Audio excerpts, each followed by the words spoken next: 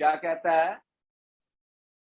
Calculate the potential energy of charges placed on cube. कहता है कि हमने पोटेंशियल एनर्जी निकालनी है। आपको पता है कि पोटेंशियल एनर्जी जो है वो क्या होती है, उसका फॉर्मूला क्या होता है? It is the amount of work done in bringing the charges from infinity to their respective locations. हमने जो चार्जेस होते हैं उनको उनकी पोजीशंस पे बिठाना होता है। कहां से काम करना पड़ता है? इन्फिनिटी से। उसके लिए ये हमारे पास चार्जेस हैं, ठीक है। अच्छा, अब जैसे आपको पता नंबर ऑफ पेयर्स बनाने पड़ेंगे।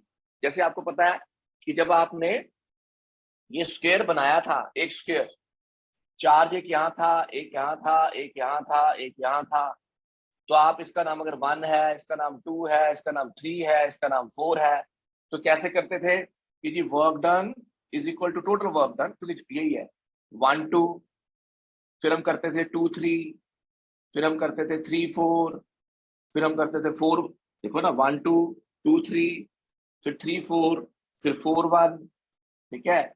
और उसके बाद हम करते थे W इज इक्वल टू 1 3, फिर W इज इक्वल टू 2 4। इस तरह से हम निकालते थे।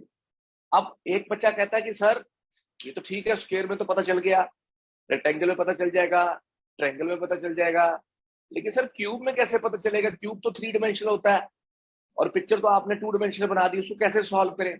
बड़ा सिंपल सी बात है। इसको करने के लिए मैं आपको एक मेथड देता हूं कि नंबर ऑफ पेयर्स अगर हमने कैलकुलेट करने हैं कि हाउ टू, कितने पेयर्स बनेंगे। पहली बात तो पेयर्स पता होने चाहिए। जैसे यहाँ पे पेयर्स कितने बने? 1 2 3, 1 2 3 4 5 6 पेयर्स हमारे पास बने। आया कैसे? कि सर कोई इसका फार्मूला है? यस, फार्मूला है। कैसे? इसका फार्मूला क्या है कि नंबर ऑफ पेयर्स निकालने के लिए, तो नंबर ऑफ पेयर्स जो है हमारे पास क्या होते हैं? Number of pairs, number of pairs, number of pairs का फार्मूला सारे बच्चे अपनी कॉपी पे नोट कर लो, इंपॉर्टेंट फार्मूला है। क्या होता है? n into n minus 1 divide by 2, permutation combination. Mathematics वाले बच्चों को मालूम है। तो अगर हम n देखें, n कितना अब हमारे पास?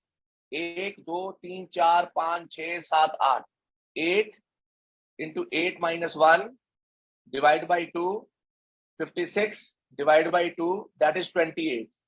तो मेरे पास 28 पेयर्स बनेंगे। अब 28 पेयर सर लिखना कैसे है, पता कैसे चलेगा 28 पेयर बनेंगे? बड़ा सिंपल सी बात है।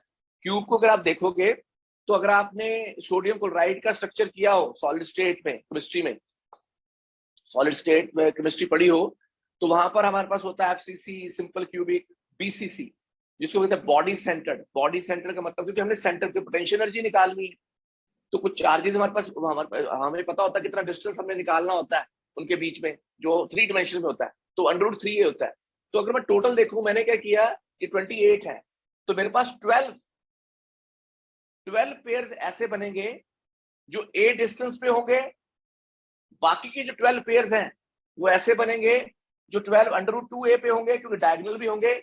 और 4 पेयर्स मेरे पास ऐसे बनेंगे जो बॉडी सेंटर्ड हैं, और बॉडी सेंटर का जो डिस्टेंस होता है वो होता है √3a, जो कि हम लोग BCC स्ट्रक्चर में करते हैं, बॉडी स्ट्रक्चर में करते हैं। मानना है कि नहीं? Yes sir. ये वही चीज है, ठीक है। 12। तो अब बस हमारा काम बन गया। तो अगर हमने पोटेंशियल एनर्जी कैलकुलेट करनी है तो बस कितना आसान काम है। कैसे? Potential energy, total potential energy का फार्मूला क्या आ गया फिर? U will be equal to 1/4πε0, तो सब में कॉमन है, ठीक है ना। A भी सब में कॉमन है, Q स्क्वायर भी सब में कॉमन है, Q स्क्वायर भी सब में कॉमन है। तो क्या आ जाएगा? 12 plus 12/√2 plus 4/√3, that is your answer. कुछ नहीं करना। 12 पेयर जो है उनके पास डिस्टेंस A है, ठीक है। नहीं करना, इसको नहीं निकालना, बार बार निकालो। इसके पास √2a है, यहां पर है, इसको सॉल्व कर लो।